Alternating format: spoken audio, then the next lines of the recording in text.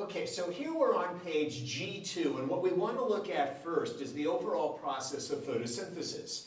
In photosynthesis, as we can see, basically carbon dioxide, water, and sunlight energy are going to be used by plants and other autotrophs to manufacture, to synthesize glucose, sugars, and other organic molecules.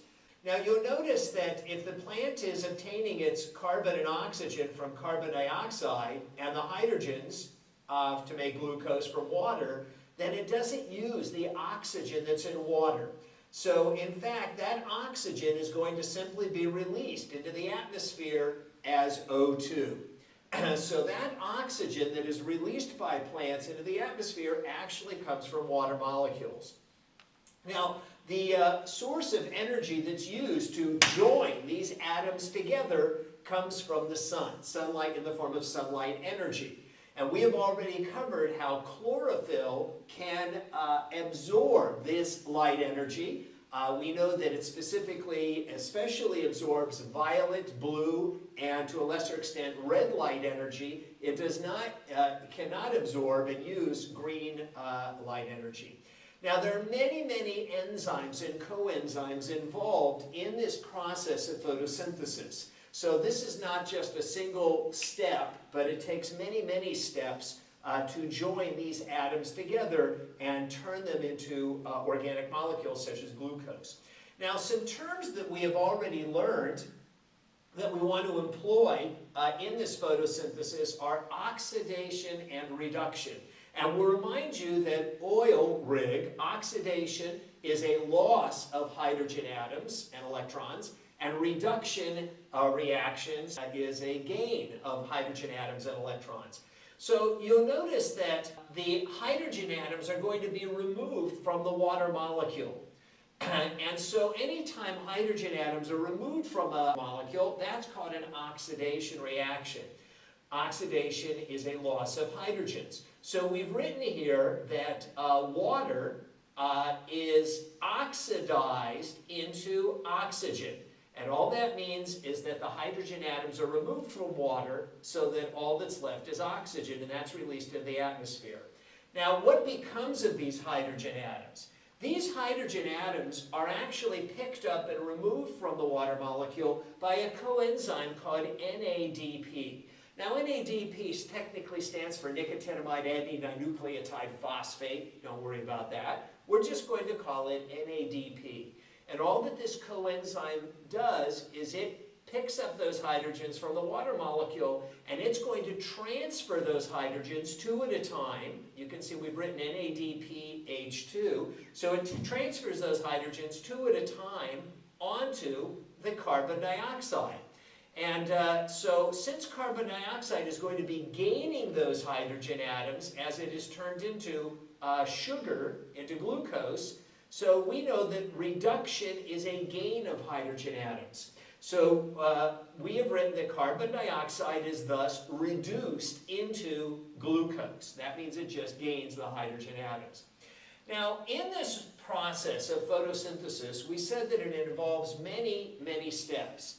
We divide the process of photosynthesis into two major phases or sections, as we wrote right here. Photosynthesis can be divided into one series of reactions that depend upon the presence of light energy. These are known as the light-dependent reactions, and these reactions occur in the discs inside the chloroplast. We'll remind you of what the discs and the chloroplasts are in just a moment. The second set of reactions are called the light-independent reactions, sometimes called the dark reactions. The point being, they do not depend upon the presence of light. They can occur whether light energy is present or not present. It's not needed. And these light-independent or dark reactions, we wrote, occur in the stroma of the chloroplast. You'll recall the stroma refers to that fluid surrounding the discs. Let's go back up to the light-dependent reactions. There are actually two so-called light-dependent reactions that occur in the discs And in the discs, there is that green-colored chemical called chlorophyll, the purpose of which is to absorb light energy. So, light energy can be absorbed by the chlorophyll molecule, and that energy that's absorbed by the chlorophyll that's in these discs of the chloroplast can be used to join an inorganic phosphate molecule onto an ADP. And of course, when you attach a phosphate onto an adenosine diphosphate, ADP, that turns it into ATP, adenosine triphosphate. This process of making ATP using light energy is known as photophosphorylation. Photophosphorylation. Photo, of course, refers to light, and phosphorylation refers to the joining or attaching of a phosphate onto in this case, ADP to make ATP. Now that's one of the so-called light-dependent reactions. This other light-dependent reaction involves more chlorophyll molecules absorbing light energy. And in this case, the light energy absorbed by these chlorophyll molecules is used to split apart a water molecule. So literally, the light energy that's absorbed by these chlorophyll molecules is used to split apart the water molecule into two hydrogens and the oxygen. The two hydrogens are attached temporarily onto this coenzyme called NADP, forming NADPH2. The oxygen from the water molecule is simply released into the air, as we've written here. So these are the so-called two light-dependent reactions. And again, they are called light-dependent because, in fact, they will not occur unless light is present. Whether it's sunlight or whether it's artificial light from a light bulb, it doesn't matter. But they require the input of light energy to make these two reactions occur. The light-independent reactions, we said, occur in the stroma of the chloroplast. This is where the carbon dioxide molecules provide carbon and oxygen atoms, and the hydrogen atoms are transferred by this coenzyme called NADP onto the carbon dioxide, and then energy in the form of ATP is used to join these carbon, oxygen, and hydrogen atoms together to form glucose, C6H12O6. Let's look at another diagram to help us understand this. So we're going to look at page G6.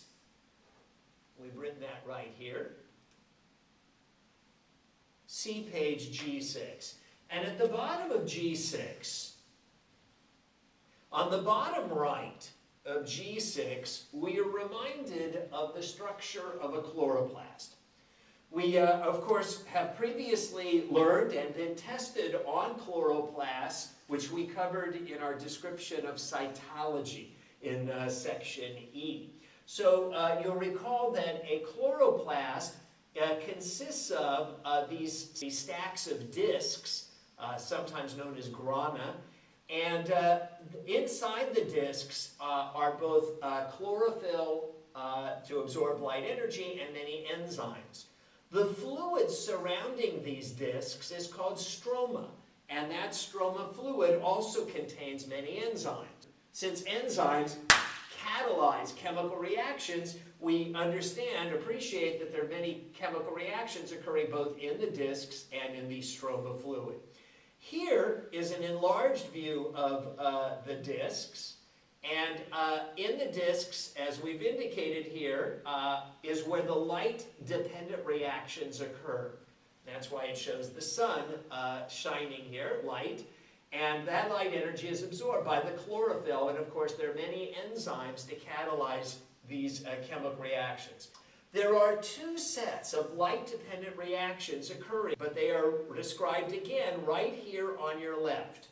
So we said that one of these sets of reactions, these light-dependent reactions that we've written right here, is light energy is absorbed by chlorophyll molecules, and that light energy is used to attach a phosphate, inorganic phosphate, onto ADP and turn it into that gasoline that powers all kinds of processes in living things called ATP.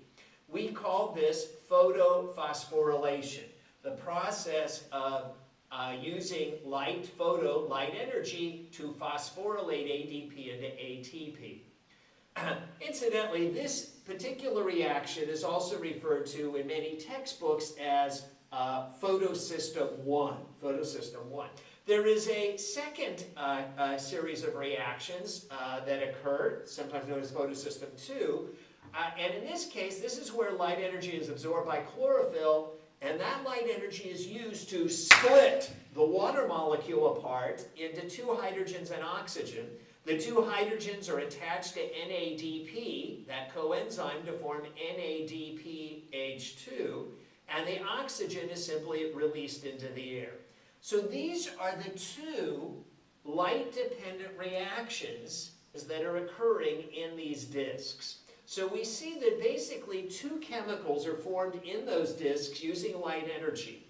The gasoline that provides energy for living things, called ATP, and the water molecule is split, and those hydrogens from the water molecule are going to be needed and used to make sugars. Now, where the sugars are actually synthesized is in the stroma, the surrounding fluid around the disks. So, you'll notice that in this diagram, the ATP and the NADPH2 that were formed in these disks using light energy move out of the disks, they diffuse out of the disks into this surrounding fluid called stroma. And there is where the carbon dioxide molecules provide a source of carbon and oxygen atoms, and the NADPH2 provides the source of hydrogen atoms. And so now we've got carbon and oxygen atoms, we've got hydrogen atoms, and the ATP provides the energy to join these atoms together to form glucose, C6H12O6. Now, light energy is not needed for this process of joining these atoms together. So this process of joining the carbon dioxide, the hydrogens together using energy provided by ATP are known as the so-called dark reactions or light-independent reactions. They do not depend upon light. Now, of course, after the NADP has provided the hydrogens to make glucose, now we just have plain NADP, the coenzyme, and it now re-enters the disks. The way that ATP, of course, provided the energy to join these atoms together is that ATP splits apart into ADP and phosphate, releasing energy. So here it shows how the ATP has turned into ADP and phosphate, thus releasing the energy to join these atoms together. The ADP and phosphate also return back into these disks. So as the ADP and phosphate flow back into the disks, as well as the NADP coenzyme flows back into the disks, so now if there's still light energy present, then the light-dependent reactions can reoccur. So this is a cyclical process, meaning it just keeps repeating itself. It keeps repeating itself. So once these chemicals go back into the disk, these two light-dependent reactions occur where, again, the ADP and phosphate went back into the disks. Light energy can be absorbed by chlorophyll, and that energy absorbed by chlorophyll can again be used to join phosphate and ADP together to form more ATP. Again, that's called photophosphorylation. And the NADP that went back into the disk can be served as a coenzyme. So again, light energy can be absorbed by chlorophyll to split more water molecules apart into hydrogens and oxygen atoms. And these hydrogens can be attached to this coenzyme NADP, forming NADPH2, and the oxygen, again, can be released into the air. So this process just keeps repeating itself. It keeps cycling. Light energy can be used to power these two light-dependent reactions for continuously forming more ATP and NADPH2. These go out of the discs into the surrounding fluid called stroma, where carbon dioxide now enters into this stroma of the chloroplast, and the carbon dioxide provides the carbon and oxygen atoms, and the NADPH2 provides the hydrogens. Those are the hydrogens that originally came from water. ATP provides the energy to join these atoms together, and more sugar forms. Let's return back to page G2. So back on page G2, looking at the overall process of photosynthesis, we see that carbon dioxide atoms provide the source of carbon and oxygen atoms. Water molecules provide the source of hydrogen atoms. Light energy is going to be needed as a source of energy to power this whole process. And together, we will end up forming organic molecules like glucose, C6H12O6, and the oxygen that was in the water is simply released into the atmosphere. We divided this process of photosynthesis into two phases, or two parts. The so-called light-dependent reactions that occur in the disks of the chloroplast, and the light-independent, or dark reactions that occur in the stroma of the chloroplast. What were the two light-dependent reactions? And this is where some chlorophyll molecules inside the disks absorbed light energy, and that light energy was used to join phosphate onto ADP, forming ATP, and that's called photophosphorylation. Other chlorophyll molecules absorb light energy, and that light energy was used to split a water molecule apart into two hydrogens and an oxygen atom. The hydrogens were temporarily transferred onto this coenzyme called NADP, forming NADPH2, and the oxygen was simply released into the air. In the light-independent or dark reactions that occur in the stroma, this is where carbon dioxide, NADPH2, and ATP all react together to actually form the sugar, the glucose molecule. Now, I'm not asking you to know this detailed reaction here. This just shows all the details of it. Nevertheless, just to look at it, it shows that it takes 6 carbon dioxides to provide enough carbon and oxygen atoms to make 1 glucose. It requires 12 NADPH2s to provide enough hydrogens to make glucose. And it requires 18 ATP molecules to provide the energy to join these atoms together to form 1 glucose. Now, of course, the way that ATP releases that energy, the ATP breaks apart into ADP and phosphate. So 18 ATP become 18 ADP and 18 phosphates. The 12 NADPs that provided hydrogens to make glucose, after they transfer those hydrogens to glucose, now we have just 12 NADP coenzymes. And you'll notice that we actually had some extra hydrogens and oxygens that were involved in this process, so 6 molecules of water are actually formed in photosynthesis. Again, we're not asking you to know this detailed reaction. We wrote here, though, that the light-independent reactions that occur in the stroma can occur both during daytime and nighttime, as long as there's a source of enough ATP and NADPH2 stored within the cell, and of course those were produced in the light-dependent reactions. This is the process of photosynthesis, the light-dependent reactions and the light-independent reactions, or dark reactions.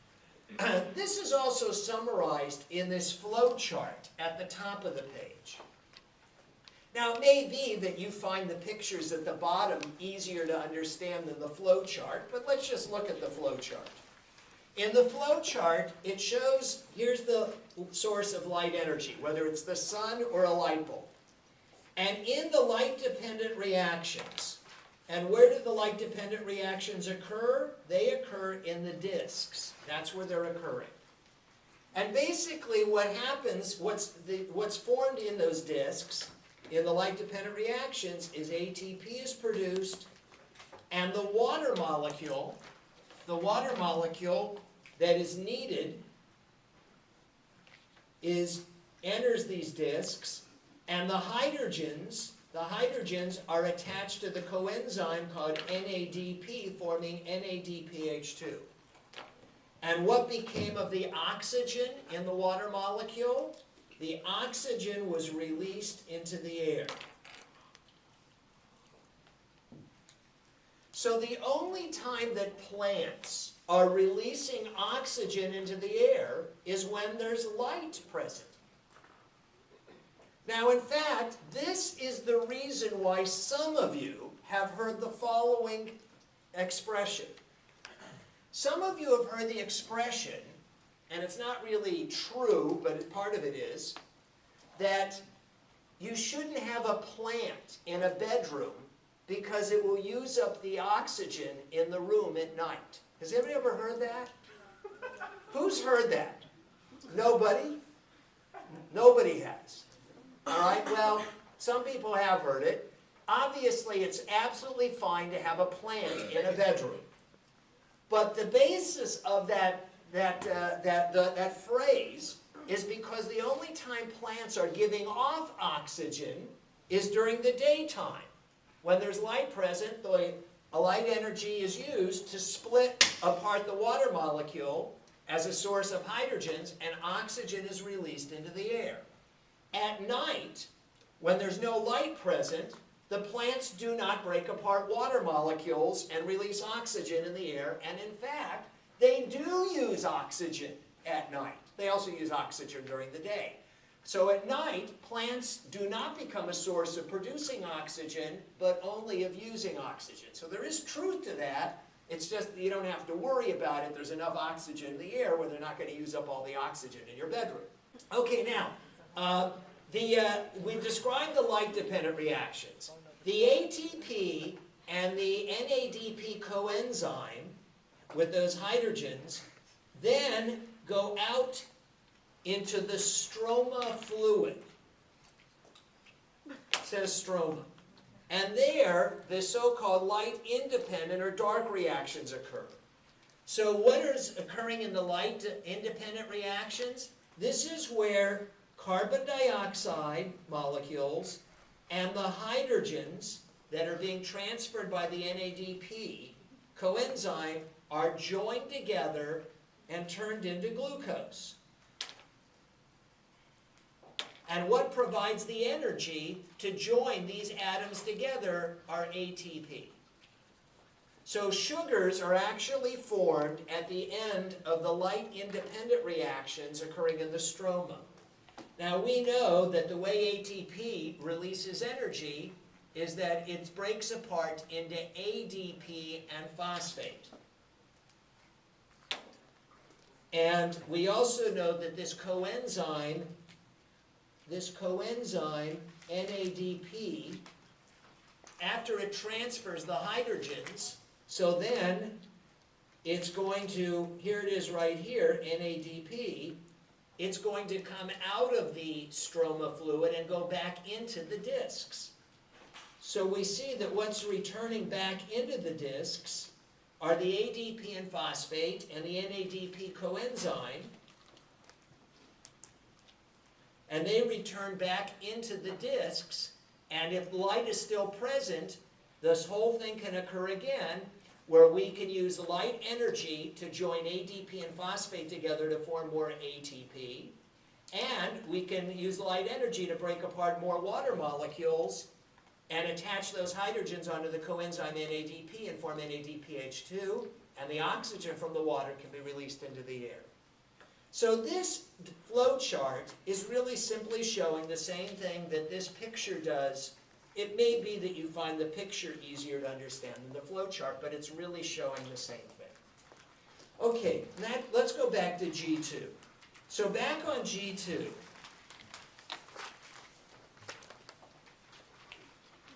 So back on G2, we have basically tried to summarize some of the main points of photosynthesis. The book goes into much more detail on it than I have, but I have at least tried to go and subdivide what are the chemical reactions occurring in the discs of the chloroplast. They are the light-dependent reactions. And what are the chemical reactions occurring in that stroma fluid surrounding the discs? Those are the light-independent reactions. So you're responsible for understanding what we've presented. But this still raises a broader question. Plants are said to be autotrophs. What does autotroph mean? Self-feeders. Plants don't go around eating stuff. They make their own food. But so far, all that we have explained is how they make sugars. Photosynthesis, what I just described, is how they make glucose. But plants make all their own organic molecules, not just sugars. They make their own fats and proteins and DNA, everything. They don't eat any of this stuff. We have to eat.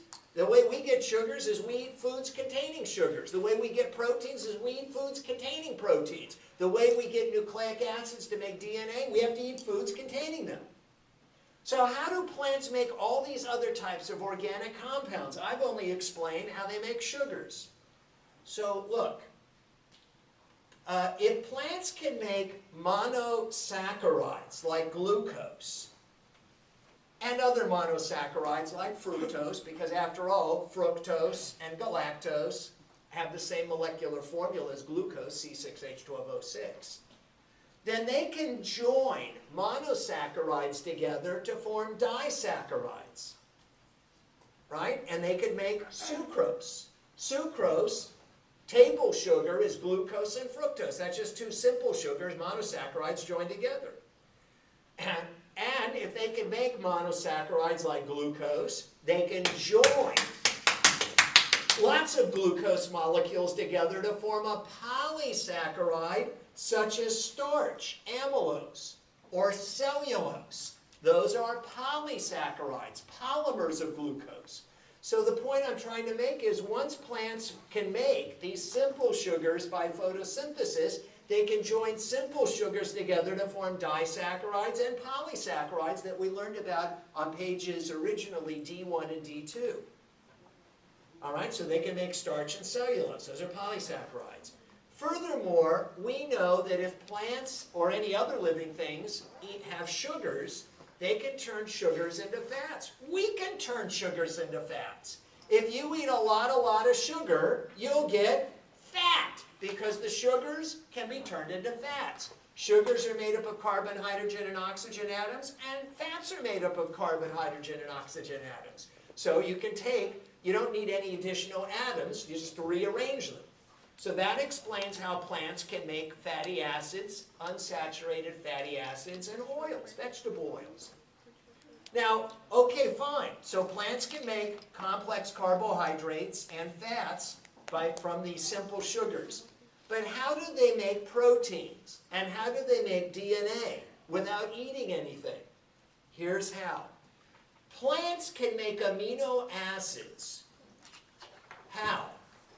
They take sugar, glucose, C6H12O6, which is made up of carbon, hydrogen, and oxygen atoms, and they absorb nitrogen from the soil. One of the nutrients that's found in all plant foods or plant fertilizers is nitrogen. Plants absorb that nitrogen from the soil, and by attaching nitrogen onto sugars, that turns them into amino acids. Amino acids are made up of carbon, hydrogen, oxygen, and nitrogen atoms. So if plants can simply absorb nitrogen from the soil and attach the nitrogen onto sugars, turning them into amino acids, and then they join the amino acids together to form proteins. So now you understand, number one, why do plants need nitrogen in the soil? And secondly, how they're able to use that nitrogen to make proteins without eating anything. Furthermore, how do plants make DNA and RNA? DNA and RNA are made from nucleotides. Nucleotides, when we talked about them in section D, contain carbon, hydrogen, oxygen, nitrogen, and phosphorus. So if plants absorb not only nitrogen from the soil, but another mineral that is needed in the soil for plants, that's found in plant foods and plant fertilizers, is phosphorus, in the form of phosphate usually. So if plants absorb nitrogen and phosphorus from the soil, they can join those together to join them to sugars. And then what you've got is a molecule containing carbon, hydrogen, oxygen, nitrogen, and phosphorus. Those are the atoms that make up nucleotides. And once plants have simply absorbed nitrogen and phosphorus from the soil and attached them to sugars, turning them into nucleotides, they can join nucleotides together to form nucleic acids, including DNA and RNA. The point we're trying to make is that the plants basically needed to make an organic molecule, sugars. What's an organic molecule? A hydrocarbon molecule, a molecule containing carbon and hydrogen. And then, simply by absorbing some other simple minerals from the soil, they can turn these simple sugars into more complex organic molecules, organic compounds. Plants truly are autotrophs, self-feeders. They make their own food, magically, using carbon dioxide from the air, water from the ground, of which they only use hydrogen, and then they absorb nitrogen and phosphorus from the soil, and from that they are able to form all the different types of biologically important organic molecules. Now, on page G7, so there is an article at the end of section G on photosynthesis. It's a few years old, but I wanted to draw your attention. There are similar articles that are more recent that I could have included. That's not the point. I have 2 points here. Point number 1, it says in this article in the newspaper, scientists are near energy breakthrough. And what I underline in the first paragraph is, scientists believe they are on the verge of constructing test tube versions of photosynthesis, the basic life processes in which plants tap the sun's energy. Remember, what the plants are doing is using light energy to make sugars. And once they can make sugars, they can make all the other organic molecules. What was the source of energy then to make all these organic molecules? Light energy, basically from the sun. So, the first point is, this is an article on photosynthesis and science. And yet, which section of the newspaper was this printed in? The business section. And in fact, for people who read the business section, now a lot of people read the sports section. You can see how your teams did. People who want to earn money read the business section. And you will see that a lot of the articles that are in the business section deal with science and technology. That's where you're going to see all the articles about what Apple is coming up with next. That's where you're going to see all the articles about new cell phone apps, because that's science and technology, and what people read the business section for is to figure out which companies are developing new products so they can invest in those companies and hopefully profit from it. So even if one has no interest in science and technology, you might have an interest in making money. People who will find out earliest about these companies and what new thing they're developing, invest in them early before the stock price has been doubled, tripled, or increased 100-fold. Then it becomes really expensive. It's pretty expensive to buy a share of Apple today. It wasn't earlier on. Same thing with all these other companies. Now, I should point out, obviously not every company that somebody invests in ends up making huge fortunes like some of them, but obviously some do. So these articles appear in the business section as commonly as any other section, because that's what really creates a moving economy, is science and technology. I know you're probably thinking I'm saying that because I teach science. The problem is, it's true. Science and technology is what drives modern societies. It's only if we have constantly new and better and improved science and technology that we have booming economies. That's what it's all about. All you have to do is look at those places in the world where they don't have science and technology and they don't have booming economies. It's as simple as that. So this is really what drives the economic machine. So that explains why this article on photosynthesis appeared in the business section. But there's a second point that I wanted to make. Why do they care about photosynthesis in terms of making money? Are they really trying to go and figure out how to artificially do photosynthesis with test tubes so they can make food? No, because most of us want to eat good old regular food and not eat food made in a test tube. The real reason why photosynthesis is so important is because of the importance of energy.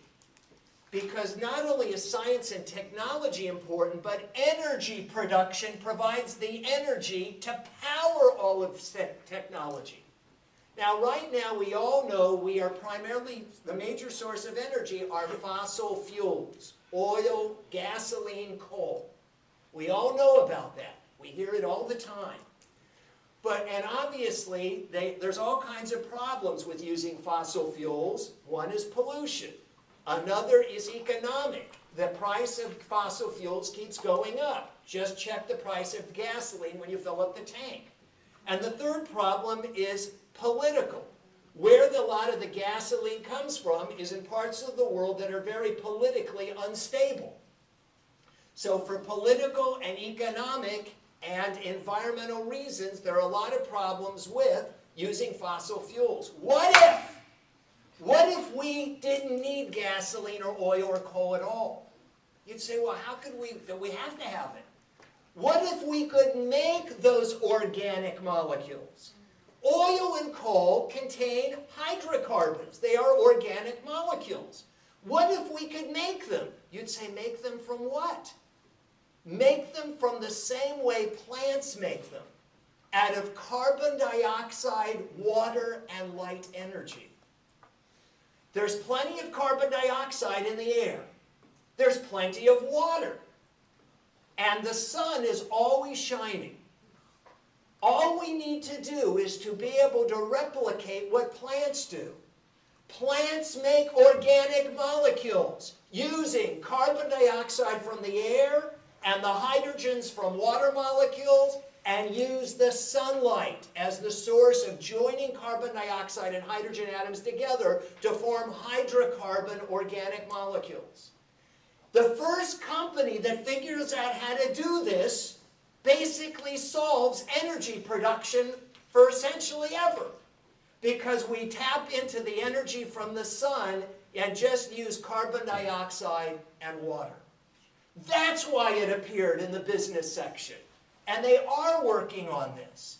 Because then you don't have to dig wells and pump up organic molecules out of the ground to use them to run cars. You basically make them just using carbon dioxide, water, and sun.